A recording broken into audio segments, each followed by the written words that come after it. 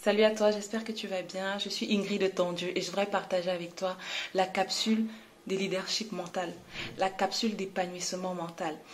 C'est celle de te dire que toi et moi, nous sommes des êtres humains animés par des émotions telles que la joie de rencontrer le partenaire de vie, de se marier, d'enfanter, avoir un petit enfant, avoir un cousin et tout cela. Il y a la joie du nouveau vêtement, des nouvelles acquisitions matérielles telles que les voitures, la maison, les vêtements. Il y a la peur.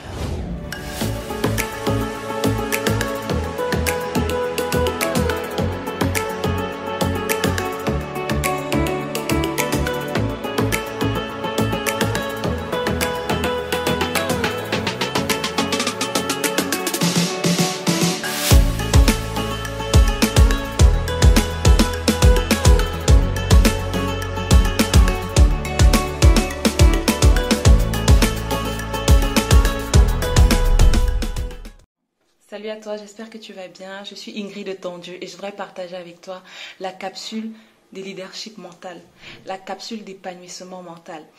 C'est celle de te dire que toi et moi, nous sommes des êtres humains animés par des émotions telles que la joie de rencontrer le partenaire de vie, de se marier, d'enfanter, avoir un petit enfant, avoir un cousin et tout cela.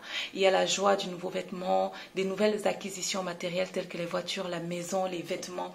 Il y a la peur d'oser, la peur d'agir, la peur de faire face au jugement et au regard de ses collègues, de sa famille, de son conjoint, de ses enfants ou de ses parents. Il y a également la colère de perdre un objet qui nous appartient, la colère de se séparer d'une relation toxique, d'une personne dite toxique parce que la relation qu'on entretenait était toxique pour soi.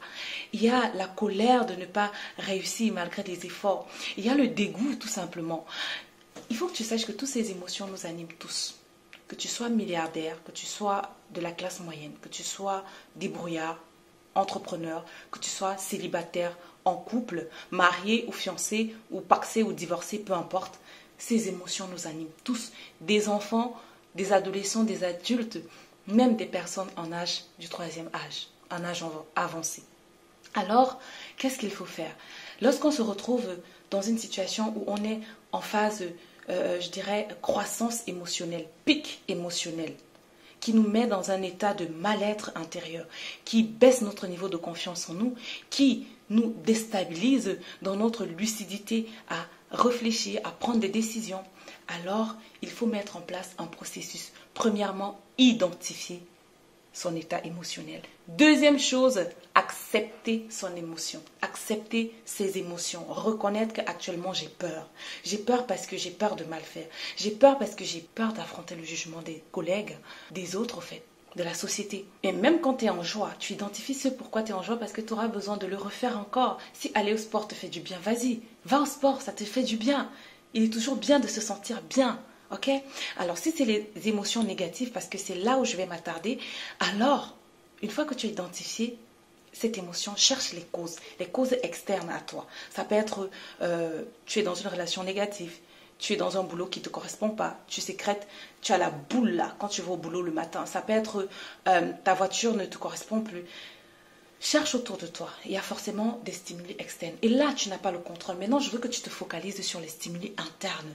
Qu'est-ce qui provoque cet état émotionnel en toi? Est-ce que c'est le langage que tu te dis? Est-ce que c'est ta perception des choses, des situations de la vie?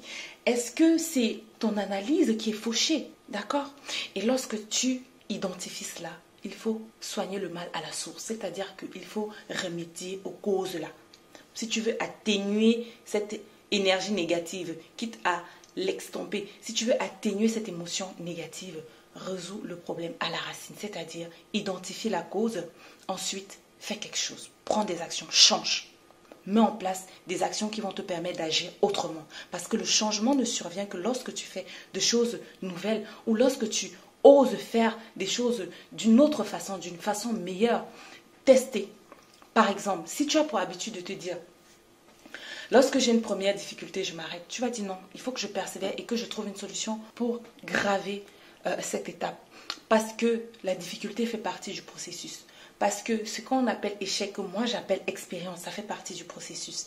Alors c'est à toi de trouver comment avancer. Et se servir de cette expérience-là pour avancer intelligemment. pour aller plus loin. Ok?